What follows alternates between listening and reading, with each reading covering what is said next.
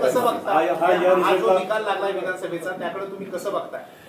असं आहे की आमची जी अपेक्षा होती तसा हा काही निर्णय नाही, पण शेवटी लोकांनी दिलेला निर्णय आणि त्यामुळे मी माझ्याकडं अधिकृत काही माहिती नाही तोपर्यंत आत्ताची जी व्यवस्था आहे त्याच्यासंबंधी भाष्य करू इच्छित नाही. निर्णय लोकांनी दिला. अनेक वर्ष आम्ही सगळे सार्वजनिक जीवनात आहोत असा अनुभव आम्हाला कधी आले नव्हता, पण हा आला तर त्याचा अभ्यास करणं, त्याची कारण व्यवस्था नक्की काय समजून घ्यायला आणि पुन्हा एकदा नव्या उत्साहानं लोकांच्या जाऊन उभं राहणं.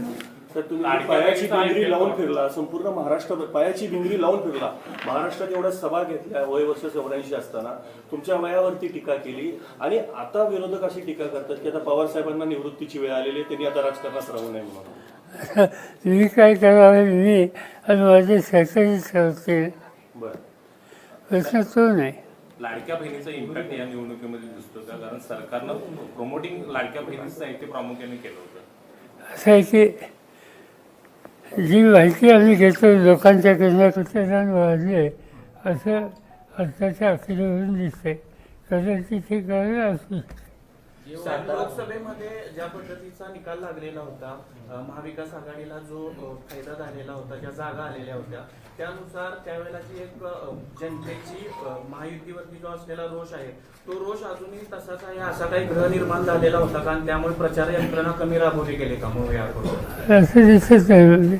ही गोष्ट खरी आहे की लोकसभेच्या निवडणुकीमध्ये ज्या प्रकारची भूमिका महाराष्ट्राच्या जनतेने घेतली त्याच्यामुळे थोडंसं आम्हाला लोकांच्यात एक अधिक विश्वास होता. त्या अधिक विश्वासाच्यामुळे जेवढं आक्रमक रीतीनं या सण कॅम्पेन केलं, बघायचा प्रयत्न आम्ही केला, त्याहीपेक्षा अधिक काम करायची गरज असावी असं आता दिसतं. समन्वयाच्या बाबत काय सांगाल? कारण समन्वय या निवडणुकीमध्ये दिसून आला का महाविकास आघाडीमध्ये? नाही, त्याचा काही फारसा परिणाम झाला. तर मी आता महाराष्ट्रात जवळपास सगळ्या जिल्ह्यात फिरलो आणि तिथं काही राष्ट्रवादीचाच उमेदवार होता असं नाही, काँग्रेसचा काही ठिकाणी होता, उद्धव ठाकरेंचं काही होतं, आणि समजा आमचा उमेदवार असेल तर इतर पक्षाचे कार्यकर्ते नव्हते असं नाही, तेही राबवत होते. त्या सगळ्यांनी कष्ट केले, सामूहिक कष्ट केले, पण रिझल्ट हवा तसा आला. ईव्हीएम बाबत शंका घेतली गेली काही नेत्यांनी. ईव्हीएम बाबत उद्धव ठाकरेंनीच शंका घेतली ईव्हीएम या मशीन बद्दल. आपलं काय नेमकं मत आहे याच्यावर? असं आहे की मी ऐकलं काही सहकाऱ्यांचं मत, पण त्याची ऑथेंटिक माहिती जोपर्यंत माझ्याकडे नाही तोपर्यंत या सिस्टीमच्या संबंधी मी काही भाष्य करू इच्छित आहे. पैशाचा वापर या निवडणुकीत झाला का? काय असं जनरली आता ऐकायला मिळतं की यापूर्वी कधी झालं नव्हतं असं पैशाच्या संदर्भात या राज्यामध्ये झालं असं लोक सांगतात. सर मराठा वोट जे आहे हे की फॅक्टर आहे. महाविकास आघाडीने महाराष्ट्रामध्ये जातीपातीचं राजकारण केलं, त्यामधनं ओबीसी समाज हा दुरवला गेला. ओबीसी समाजाबरोबर ती ब्राह्मण समाज जो आहे तो भारतीय जनता पार्टीला मिळाला आणि त्यामध्ये वोट राईज झाला महायुतीचा आणि त्याचा फटका महाविकास आघाडीला बसला. याबद्दल आपण काय सांगा? आणि साहेब त्याचा ऑथेंटिक माहिती माझ्याकडे नाही, पण काही लोकांचं तुम्ही म्हणतात तसं मत आहे. कटेंगे यासारख्या वाक्यामुळं थोडंसं ध्रुवीकरण झालं का? निश्चित हे जे उत्तर प्रदेशचे मुख्यमंत्री त्यांनी जे भाष्य केलं त्याच्यामागं ध्रुवीकरण व्हावं असा दृष्टिकोन कायमाफेशी दिसतो. राष्ट्रवादी आमची खरी अशी अजित पवार गटाकडून दावा केला जातो. त्याची कथा असं आहे की त्यांच्या जागा जास्त आल्या, ही गोष्ट अमान्य करण्याचं कारण नाही. पण राष्ट्रवादी हा पक्ष त्याचा संस्थापक कोण आहे हे साधारणतः महाराष्ट्रात माहीत असावं.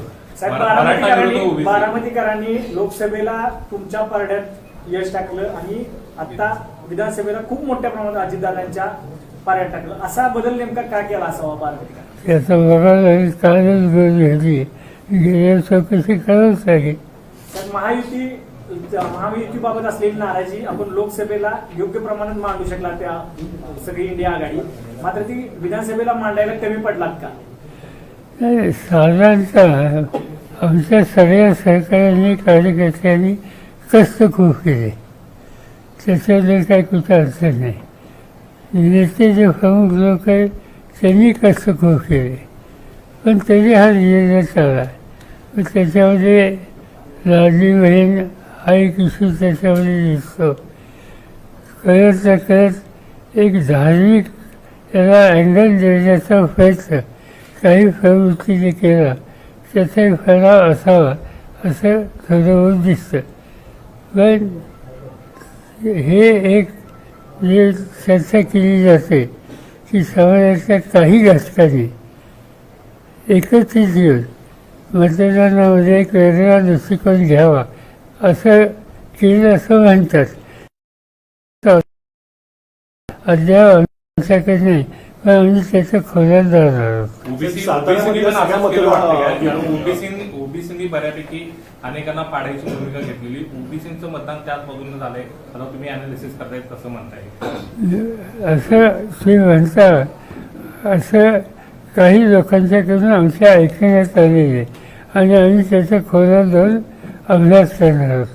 आणि त्याचं कारण आता ओबीसीचे काही प्रश्न असतात, त्याच्यात काही चुकीचं नाही, ते मांडू शकतात. पण 2-3 गोष्टी महत्त्वाच्या आहेत. या राज्यामध्ये सगळ्यात महत्त्वाचा ओबीसीच्या दृष्टीनं मागणी एकेकाळी होती मंडळ आयोगाची. मंडळ आयोगाचा निर्णय माझा आहे. आज ओबीसीला हा जो निर्णय ठरतो त्याच्यामध्ये मंडळ आयोगाची मान्यता ही देशातल्या अनेक राज्यांनी केली नाही. त्यावेळी महाराष्ट्र हे पहिलं राज्य होतं, त्याचा बेनिफिट ओबीसीला मिळाला. हा एक भाग. त्याच्याशिवाय खाली आरक्षणाचा निर्णयसुद्धा माझा होता, त्याचाही काही बेनिफिट हा निश्चित ओबीसीला मिळत होता. विशेषतः धनगर किंवा तत्सम हे निर्णय घ्यायचा पुढाकार त्यावेळी सत्तेत असलेल्या आमच्या लोकांनी आणि त्याचं नेतृत्वही माझ्याकडे होतं. त्या काळात हे सगळे निर्णय घेतले. त्यामुळे ओबीसीच्या मनात आम्हा लोकांच्यातली काही वेगळी भावना असावी असं जर कोणाला वाटत असेल तर ते आमच्या मनात होतच नाही. महाराष्ट्रातले बहुतांश नेते हे साधारण 30 ते 40 हजार फरकाच्या मताधिक्याने निवडून आलेले आहेत. आणि दुसरी गोष्ट जी ईव्हीएम आणली गेली ती मध्य प्रदेशमध्ये जी वापरली होती ईव्हीएम तीच महाराष्ट्रात आणली गेली असा एक जनतेमधला कौल आहे, जनतेमधली चर्चा आहे. तर या बाबतीत काय तथ्य असेल असं वाटतं आपल्याला? काय ज्याची माहिती ऑथेंटिक माझ्याकडे नाही. काही लोक म्हणतात गुजरातवरून आले, काही म्हणतात मध्य प्रदेशवरून आले, पण त्याचा परिणाम याच्यात आहे ह्याच्यावर भाष्य करण्याची माहिती आता माझ्याकडे नाही. याच्या बाबतीत न्यायालयात आपण जाणार आहात का? महाविकास आघाडी न्यायालयात जाणार आहात का? आम्ही काय त्याचा विचार केलेला नाही. राज ठाकरेंचा एकही उमेदवार निवडून आला नाही. ठीक आहे, त्यांच्या एकीला आमची राहत आहे. आम्ही कधी किंवा विरोधकांसुद्धा आमच्याबद्दल राहायची कधी अपेक्षा केली नव्हती किंवा स्वतःबद्दल सुद्धा इतक्या जागा दिसेल असं त्याने वाटत नव्हतं, पण झालेली. साहेब तुम्ही जाहीरपणे भाषणात वाक्य वापरत होता की जे जे मला सोडून गेले ते यापूर्वी पराभूत झालेले होते. आत्ताची ही निवडणूक त्याला अपवाद ठरताना पाहायला मिळते, कारण राष्ट्रवादीचं सोडून गेलेली असं फायदा फिसिंग दिसतंय. या निवडणुकीत लोकांनी तो अँगल घेतला नाही. साहेब, सातारा हा यशवंत विचारांचा जिल्हा असं म्हटलं जातं. सोबत पश्चिम महाराष्ट्राला देखील महाराष्ट्राच्या राजकारणावरती एक वेगळी पकड ठेवलेली आहे. या बदलाचं तुम्ही वर्णन कसं कराल? नाही, पॉईंट असायचा या जिल्ह्याचं काय किंवा महाराष्ट्राचं काय, आम्हा लोकांची जी जनरेशन आहे तिच्यावर चव्हाण संस्कार आहेत, त्यांचे विचार आम्ही स्वीकारलेले आहेत आणि त्या विचारानं जे काम करणारे लोक होते त्याच्यातला मोठा वर्ग हा भाजप आणि तत्सम लोकांच्यावर गेला. ही जी वस्तुस्थिती आज जे आमच्यातून बाहेर गेलेले लोक होते त्यांनी निवडणुका लढल्या आणि त्यांना चांगले यश मिळाले. पण त्या सगळ्या लोकांची पूर्ण फारसवून बघितली तर ते चव्हाण साहेबांच्या किंवा गांधी नेहरूंच्या विचारामध्ये अनेक वर्ष सहभागी झालेले होते हे नाकारण्यात अर्थ नाही. पण हे असताना सुद्धा त्यांनी संपर्क आणि सहभाग हा भाजपवर ठेवला. ही वस्तुस्थिती नाकारता येत नाही. चव्हाण साहेबांनी उभ्या आयुष्यामध्ये कधीही त्या काळातल्या जनसंघ किंवा नंतरचा भाजप यांच्याशी त्यांचा कधी संबंध नव्हते. वैचारिक अंतर जे त्यांनी ठेवलं ते अखेरपर्यंत ठेवलं. साहेब संपूर्ण राज्याचं लक्ष हे बारामतीच्या निकालाकडे होतं. संपूर्ण राज्याचं लक्ष काय नेमकं तिथं घडलं? कारण अजित पवार विरुद्ध युगेंद्र पवार अशी लढाई होती. अजित पवारांचं मार्जिन कमी झालं असलं तरी एक खूप काटेकी टक्कर तरी तरी पाहिलं. साहेब त्याला जोडून एक प्रश्न, युगेंद्र पवारांना लवकर लॉन्च केलं गेलं असं वाटते? असं नाही, कुणीतरी उभं राहायला हवं होतं. त्या मतदारसंघ त्याचा माझा डायरेक्ट समज उद्या तिथं उमेदवारच उभा केला नसता तर महाराष्ट्रात काय मेसेज गेला असता. त्यामुळे कुणीतरी निवडणूक लढवायची गरज आहे. आणि आम्हाला माहीत होतं की ही काही तुलना होऊ शकत नाही दोघांची. अजित पवार त्यांचं गेले अनेक वर्षाचं असोसिएशन, सत्तेचे त्यांचं स्थान हे एका बाजूला आणि एक नौका तरुण एका बाजूला. त्यामुळे आम्हाला त्याची कल्पना नव्हती. साहेब, तुम्ही तुमच्या आयुष्यात आतापर्यंत बरेच धक्के सहन केलेले आहेत आणि बऱ्याच धक्क्यातनं परत सावरलाय. पक्ष फुटले, पक्षातनं परत नवीन निर्मिती केली, परत तुम्ही लोकांमध्ये गेला आहात. हा कितपत तुमच्या आयुष्यातला मोठा धक्का तुम्ही मानता आणि या धक्क्याला सावरण्यासाठी पुढची शरद पवारांची रणनीती महाराष्ट्रासाठी काय असणार? असे की निकाल काल लागला, काल हा निकाल काल झाला. आज मी कराडमध्ये आहे. तुम्ही कायम सातारा जिल्ह्यामध्ये असता, असे अनेक धक्के बदलून खूप प्रश्न विचारले साहेब आपल्याला. हा निकाल सगळ्या लागल्यानंतर सुद्धा एखादा घरी बसला असता. मी काही घरी बसणार नाही. मी पुन्हा एकदा जी तरुण पिढी आम्हा लोकांचं काम करते, करू इच्छिते, त्यांना या सगळ्या निर्णयाचा अनुभव घ्यायचा कधी त्यांना असा सोसावं लागेल याचा अनुभव त्यांना कधी नव्हता. आणि त्यामुळे त्यांचा एक आत्मविश्वास वाढवला पाहिजे. पुन्हा एकदा नव्या धोरणाही कर्तृत्वानं पिढी उभी केली पाहिजे. याच्यासाठी लक्ष केंद्रित करणं हा माझा कार्यक्रम आहे. त्यांचा लगेच दुसरा दौरा म्हणजे पुढच्या विधानसभेच्या निवडणुकीची तयारी समजायचं. म्हणजे लोकसभा आहे, त्याच्या आधी जिल्हा परिषद आहे, पंचायत संस्था आहेत, स्थानिक संस्था आहेत. हे कारण नसताना कराड उत्तरमध्ये यशवंत विचारांच्या नागरिकांना, मतदारांना बाळासाहेब पाटलांचा जो झालेला पराभव मान्य आहे. कुठलंही कारण नसतं. नाही, साधी गोष्ट आहे. आता बाळासाहेब इथं बसले म्हणून मी सांगतो असं नाही. सार्वजनिक जीवनात बाळासाहेब म्हणजे एक स्वच्छ चारित्र्याचा नेता. एक. नंबर 2, लोकांसाठी प्रचंड असोसिएशन. नंबर 3, सरकारातल्या किंवा ज्या संस्था चालवतात त्या इतक्या निर्मळ संस्था आहेत. आता सह्याद्री सरकारी साखर कारखाना महाराष्ट्रातले जे उत्तम चालणारे कारखाने ज्यांचा व्यवहार अतिशय उत्तम आहे, कुणी होऊ शकत नाही, असं सगळं असलेल्या व्यक्तीला असं मतदानात फरक अंतर करावं हा आमच्या सरकारचा धक्काच आहे. एका बाजूला इकडं आज आला असताना दुसऱ्या बाजूला राज्यामध्ये सरकार स्थापन करण्याची गडबड सुरू आहे. तुम्ही या सगळ्या गोष्टीकडे कशा पद्धतीने बघता? आणि मुख्यमंत्री म्हणून देवेंद्र फडणवीस मी पुन्हा येईन म्हणले होते ते कसे येतील की एकनाथ शिंदेचा चेहरा ब्रँडिंग केला होता? मी नाही सांगू शकला. असं आहे की त्यांच्याकडे 230 का 200 किती 230 इतकी प्रचंड मेजॉरिटी आहे. त्यामुळे त्यांना काही चिंता नाही. त्यांनी बसून निर्णय घ्यायचा, ते निर्णय आज उद्या काहीतरी घेते. साहेब, या निकालानंतर तुमची बैठक काही महाविकास आघाडीची बैठक होणार आहे का? आज तुम्ही कराडमध्ये आहात, पृथ्वीराज चव्हाणांची तुम्ही काय भेट घेणार आहात असं काय आहे? आज उद्याच्याला आमच्या जे उमेदवार निवडून आले ते आणि ज्यांचा पराभव झाला आमच्या त्यांची बैठक उद्या जयंतराव पाटलांनी बोलवली. उद्या आमदारांची 10 आमदारांची आणि परवाच्या दिवशी सर्व जे आमचे उमेदवार होते ते आणि त्या जिल्ह्याचे जिल्हा अध्यक्ष यांची बैठक जयंतरावांनी बोलवलेली आहे. पार्लमेंटचं काम उद्यापासून सुरू होतं आहे, पण या दोन्ही बैठकीला मी मुंबईत थांबणार. अजित पवार गटाचे अनिल पाटील यांनी असं म्हटले की अनिल पाटील यांनी असं म्हटलेलं आहे की आता जे राष्ट्रवादी शरदचंद्र पवार पक्षाचे जे आमदार निवडून आले ते अनेक आमदारांच्या संपर्कात आहेत असं अनिल पाटील म्हणाले. म्हणजे त्यांना काय आता सरकार बनवायला त्यांच्याकडे हवेच्या पेक्षा जास्त लोक होईल, त्यामुळे कोण कशासाठी कॉन्टॅक्ट. साहेब, महाविकास आघाडीमध्ये अनेक ठिकाणी मैत्रीपूर्ण लढती किंवा बंडखोरी झालेली पाहायला मिळाली. कुठेतरी एक वाक्यात याचा फटका बसला असं वाटतंय का? नाही, अनेक ठिकाणी होतं, काही ठिकाणी होतं, त्याचा काही फायदा फारसा झाला नाही. सर, महायुतीकडनं स्पेसिफिक भारतीय जनता पार्टीनं मग अशी जो प्रश्न विचारला, पैशाचा तर वापर केला, पण तुझी मीडिया मॅनेजमेंट, कॅम्पेनिंग मॅनेजमेंटचा जो प्रकार होता भारतीय जनता पार्टीकडनं, त्याच्यामध्ये कुठेतरी महाविकास आघाडी कमी पडली का?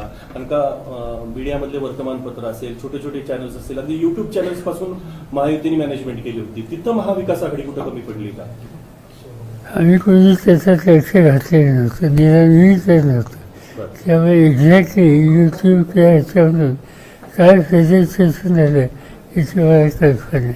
साहेब, शपथविधी असेल नवीन सरकारचा 1-2 दिवसात, आपल्याला निमंत्रण आल्यास आपण जाणार. पार्लमेंटचं सेशन सुरू झालं उद्यापासून.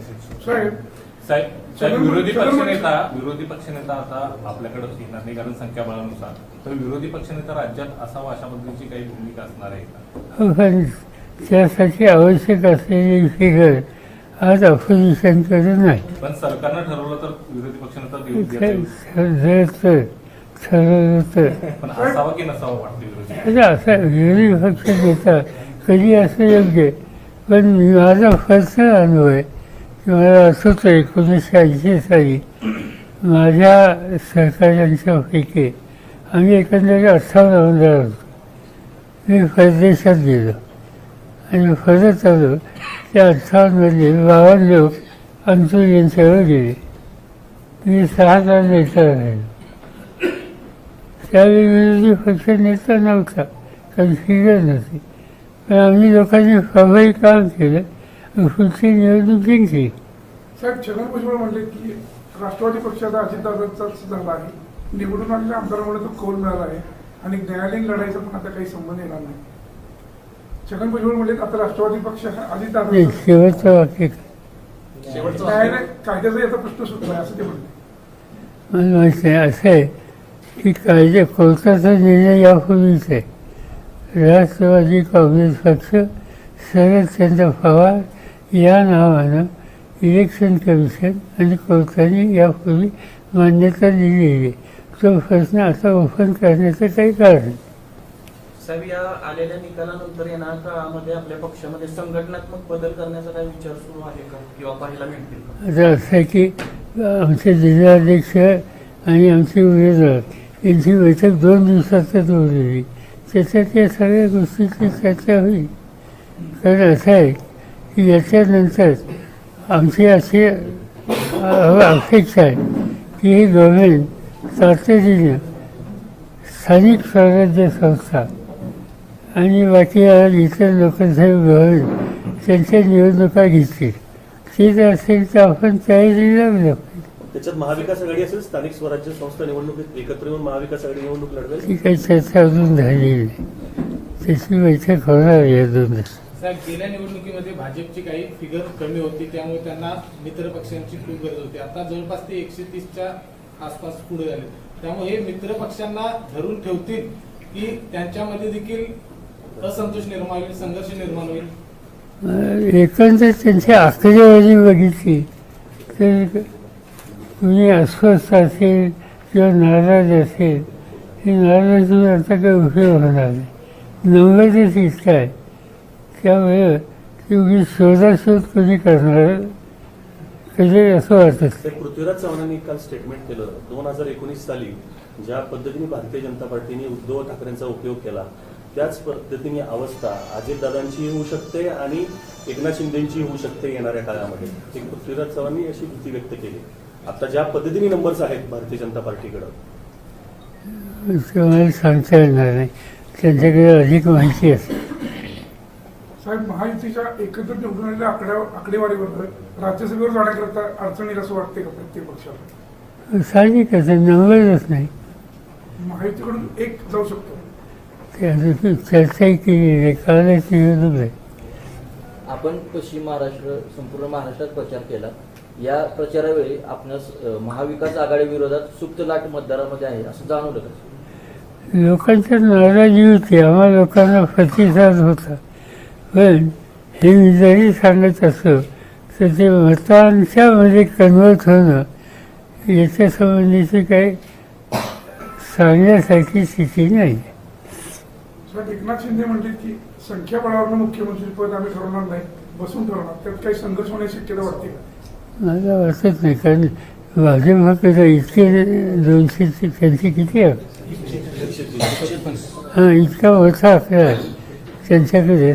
त्यामुळे कोण त्यांच्या नादाला लागेल असं वाटत नाही. साहेब, लाडक्या बहिणींचा लाडका भाऊ म्हणजे देवाभाऊ हे नवीन चित्र महाराष्ट्रात निर्माण झालेलं आहे. लाडक्या बहिणींचा लाडका भाऊ देवाभाऊ.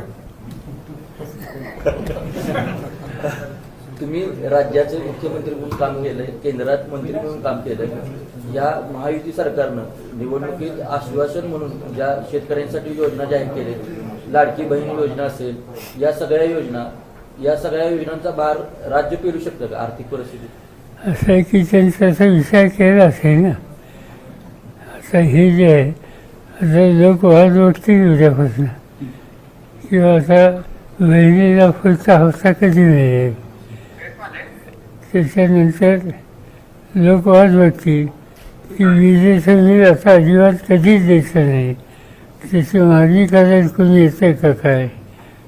लोक आणि विशेषतः तरुण मुलं वाद वाटतील की पदवीधरांना 4,000 रुपये देण्याचं जाहीर केलं तर ती रक्कम कधी मिळेल. या सगळ्या गोष्टी विचार केलं, ज्यांना लाभ होणार आहे त्या सगळ्यांचं लक्ष लागेल आणि हे सरकार जे बनेल ते नक्कीच त्यांची पूर्तता करेल. या निकालानंतर महाविकास आघाडी एकत्रितपणे त्या पुढं वाटचाल करणार आहे की काही विभागणी यामध्ये होऊ शकते? आणि आमची बैठकच झाली नाही. बैठक होईल या 2-4 दिवसात. साहेब, 90 जागांपैकी ओबीसीना ज्या 90 जागा दिल्या त्यापैकी 77 जागा या महायुतीच्या आलेल्या आहेत. तर यामध्ये महायुतीकडं ओबीसी गट पूर्ण गेलेला आहे असं वाटत नाही का? मी त्याचा अभ्यास नाही केला अजून प्रत्येक मतदारसंघात.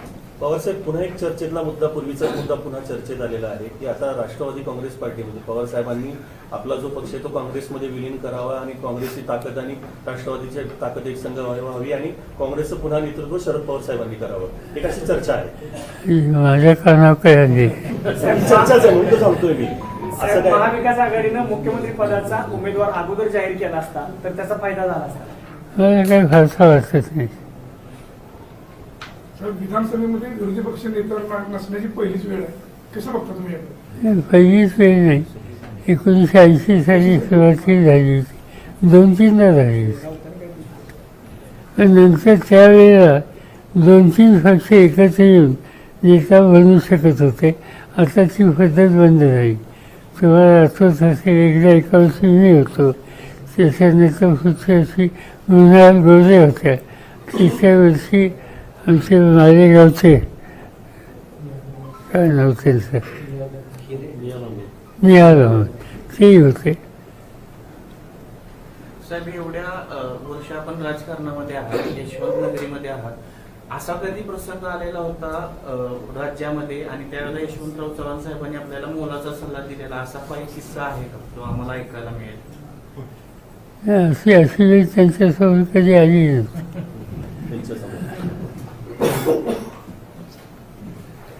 ते स्वतः विरोधी पक्ष नेता होते शेवटी. आता तुम्ही यशवंतराव चव्हाणांच्या बोलत आहे, शेवटचा प्रश्न, काय अभिप्रेत आहे महाराष्ट्राला अभिप्रेत असणारं राजकारण घडतंय का किंवा महाराष्ट्र त्या दिशेने जातोय काय काय आता तुमचा सल्ला असणार आहे? असं की अजून सरकार सुद्धा बनलं नाही, त्यामुळे त्यांच्याकडनं उद्याच्या उद्या की अशात आम्ही अपेक्षा करावं ते काही योग्य नाही. त्यांना संधी तर द्यावीच लागेल. आणि त्यांच्या गव्हर्नमेंटची रचना काय, गव्हर्नमेंटच्या प्रायोरिटीज काय, हे कळेल पुढच्या 1 महिना 15 दिवस, त्याच्यानंतर भाष्य करू. साहेब, या निकालामुळे- महाराष्ट्राचं सांस्कृतिक, सामाजिक आणि राजकीय भवितव्य आपल्याला काय दिसतंय आताच्या कालच्या निकालावर?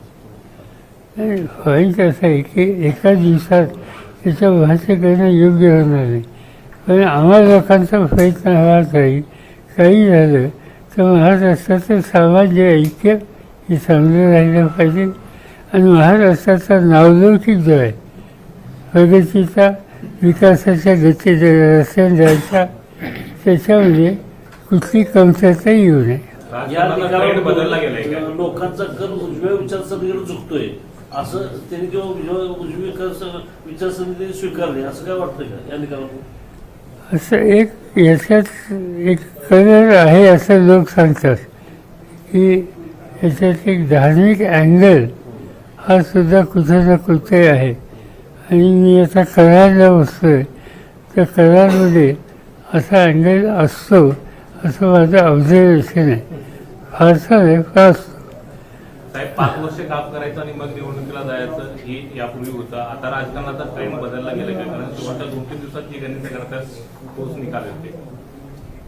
5 वर्ष काम करायचं आमदारांनी आणि मग निवडणुकीला सामोरे जात होते आमदारांनी, ते निवडून यायचे कामाच्या जीवावरती. आता राजकारणाचा ट्रेंड बदलताना दिसतोय का? कारण शेवटच्या 2-3 दिवसात जे होते तोच पुढे निकाल करतो. असं आहे की मतदारांच्या समोर काय काय नक्की पोचवलं जातं आहे आणि त्याचा परिणाम किती आहे याची माहिती घेऊन भाष्य करावं लागेल. पण अनेक ठिकाणच्या कार्यकर्त्यांशी आम्ही बोललो तर त्याच्यामध्ये असं दिसतंय की त्यांनी आपला कार्यक्रम लोकांच्या समोर प्रभावी रीतीनं मांडला. आमची आघाडी म्हणून एका विचाराने लोकांच्या समोर ते गेले. त्यातले अनेक लोक असे की वर्षानुवर्ष लोक बांधिलकी ठेवून विचाराशी ते लोकांच्यात काम करतच होते, करतील. आणि हे सगळे असताना एक वेगळा निकाल लागला, त्यामुळे ते साधून त्याच्यावर भाष्य करायच्या स्थितीत नाही. ते म्हणतात की थोडा आम्हाला खोलात जाऊन याचा अभ्यास करूया आणि नंतर मी तुम्हाला सांगतो. RSS सारख्या संस्थेनं सुद्धा सायलेंटली वर्ग केलं अशा पद्धतीची भूमिका भाजपचे नेते म्हणत आहेत. आता भाजपचे नेते सांगतात त्याचा अर्थ RSS बद्दल त्यांची माहिती केवळ माझ्यापेक्षा अधिक ऑथेंटिक. आणि ऐकायला असं मिळतं की रँक अँड फाईल RSSची या निवडणुकीमध्ये उतरली होती, पण त्यांच्या विचारधारेच्या जवळचे जे उमेदवार असतील त्यासाठी ते उतरले तर कोणाला हरकत घ्यायचं काही कारण नाही, तो त्यांचा अधिकार. साहेब, दलित आणि मुस्लिम ही महाविकास आघाडीची वोट बँक असं म्हणून ओळखलं जात होतं. मात्र एकूण मताचा सगळे आकडेवारी बघता दलित आणि मुस्लिम यांनीच भाजपला मतदान केलं किंवा महायुतीला मतदान केलं असं दिसतं. असं माहिती जी आम्ही घेतोय त्याच्यात असं दिसत नाही. त्यांनी मुर्शियाचा विषय ते मांडतात आणि स्वतः म्हणतं ते काही संभाजी ब्रिगेड किंवा शिवप्रतिष्ठानचे लोक टोप्या घालून प्रचार करतात, तर त्याच्यावर ऑब्जेक्शन घेता आलं असतं. कुठल्याही महाविकास आघाडीने नेत्याने घेतलं नाही. आता चौथ्या काय घातल्या, चौथ्या काय म्हणजे याचं काय ऑब्जेक्शन? प्रश्न असा आहे की बहुत जिहाद ही जी भूमिका मांडण्याचा प्रयत्न केला त्याच्यातून एक धार्मिक वर्गीकरण करण्याची भूमिका असावी असं फायदा दिसतं. महायुतीच्या धार्मिक ध्रुवीकरणाला यश आलं असं म्हणता येतं या निकालातून? एकदम नकार देता येत नाही. साहेब, महाविकास आघाडीचं जे काही मताधिक्य कमी सगळीकडे दिसतंय त्याच्यामुळे ईव्हीएम मशीनवर काही ऑब्जेक्शन घ्यायला स्वभाव मिळतो. असं एकदा आमचा पराभव झाला तर उगीच मशीन किंवा यंत्रणा निवडणूक आयोगाची याच्या संबंधीचा पुरावा जोपर्यंत आमच्याकडे नाही तोपर्यंत भाष्य करणे योग्य नाही. तर 84 वर्षाचा योद्धा पुन्हा युद्धासाठी तयार आहे का? तुम्ही खचून गेलं दिसत नाही. दिसत नाही. म्हणून माझा स्पेसिफिक प्रश्न आहे साहेब, 84 वर्षाचा योद्धा युद्धासाठी तयार आहे का?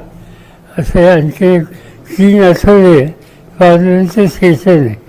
बरं. ते जर संपलं किंवा आपली गाठ पडेल नेहमी. निवडणूक आयुक्त नेमण्याची पद्धत केंद्र सरकारनं बदललेली आहे. त्यानंतर सर्वोच्च न्यायालयानं आपल्या पक्षफुटीनंतर निर्णय लवकर दिले नाही.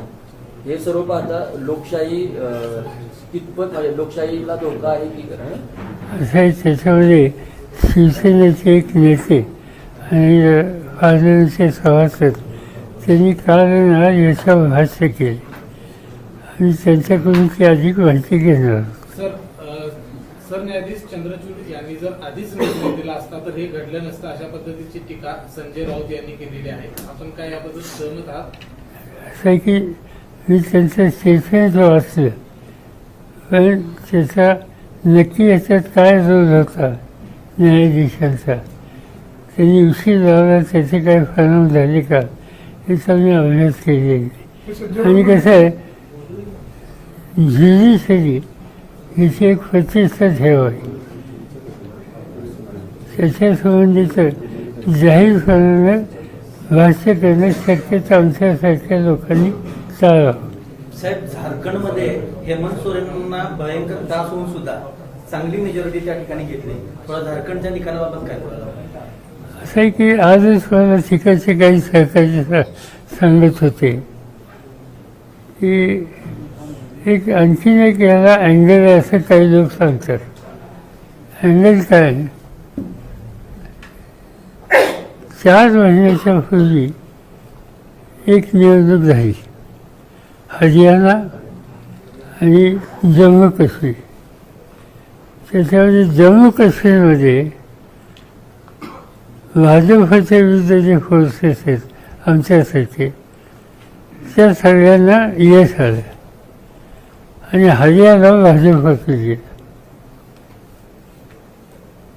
आता त्याच्यानंतर दुसरी निवडणूक जी झाली, महाराष्ट्राची निवडणूक, ही ठरलेल्या महिन्यापेक्षा 1 महिना लेट केली आणि ती लेट केली की झारखंडबरोबर गेली. झारखंडमध्ये काँग्रेसचा यश आहे आणि इथं अपयश आहे. त्यामुळे एक लहानसं राज्य यशासाठी आणि मोठं राज्य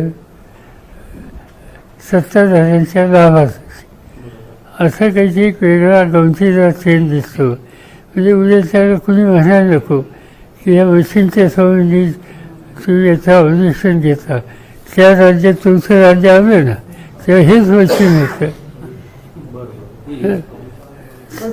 लक्षात आलं तुला? महाराष्ट्रात ही सोनं देणारी कोंबडी आहे, त्यामुळे ती पाहिजे भारतीय जनता पार्टी. चव्हाण साहेबांची पुण्यतिथी आहे, चव्हाण साहेबांना गुरु मानता. उद्या त्यांच्यासमोर आपण काय करावं लागेल किंवा तुम्ही त्यांचं सगळं राजकारण पाहिलेलं आहे? बाकी काय, जाऊन नतमस्तक व्हायचं आणि आपल्या कामाला लागायचं. तर तुम्ही महत्वाचा मुद्दा मांडला की एक मोठं राज्य भाजप भारतीय जनता पार्टीला पाहिजे, छोटं राज्य काँग्रेसला दिलं. याच्या मागचं मुख्य कारण म्हणजे राहुल गांधींनी स्पेसिफिक अदानींवरती आरोप केलेला आहे आणि अदानींचा पैसा हा सगळा इथं वापरला गेला. माहिती आहे राहुल गांधींनी जे काही बोलले त्याची माहिती त्यांच्याकडे असते. उद्या आम्ही दिल्लीला जाऊ पार्लमेंटला, तेव्हा कदाचित या त्यांना विचारलं. सर, तुम्ही इच्छा व्यक्त केली होती की महाराष्ट्रात महिला मुख्यमंत्री पाहायला हवी, त्याचा अर्थ काय घ्यायचा? मी याच्यापूर्वी भाष्य केलेलं नाही. लोकांची असे अपेक्षा. साहेब, 99 नंतर पहिल्यांदाच सातारा जिल्ह्यामध्ये आपल्या पक्षाचा एकही खासदार नाही किंवा आमदार नाही. याकडे कसं बघते की पहिले 2 खासदार सगळे आमदार? आणि असं आहे की कोल्हापूर जिल्हा जिथं आम्हाला काही मिळाले, सातारा, पुण्यामध्ये आठवली फक्त 1 जागा, सोलापूर सोडला तर बाकीच्या सगळ्या ठिकाणी अशी अवस्था आहे. सोलापूर एकच जिल्हा आहे, इथं आम्ही 5 लोक उभे केले होते, त्यातले 4 आले. साहेब, शिवसेना कोणाची हा जसा प्रश्न या निकालानंतर मिळाला तसाच राष्ट्रवादी कुणाची हा देखील प्रश्न उपस्थित केला जात होता. आता या निकालानंतर तुमचं याच्यावरती काय? माझं म्हणजे याचा कोर्टात निकाल दिलाय. कोर्टाने स्वच्छ असा निर्णय दिला की राष्ट्रवादी काँग्रेस पक्ष शरदचंद्र पवार या नावाचे त्या पक्षाला मान्यता दिलेली आहे. Thank you sir. कार्यकर्त्यांनी पलीकडच्या हॉलमध्ये जाऊन साहेब तिकडे बसणार आहे.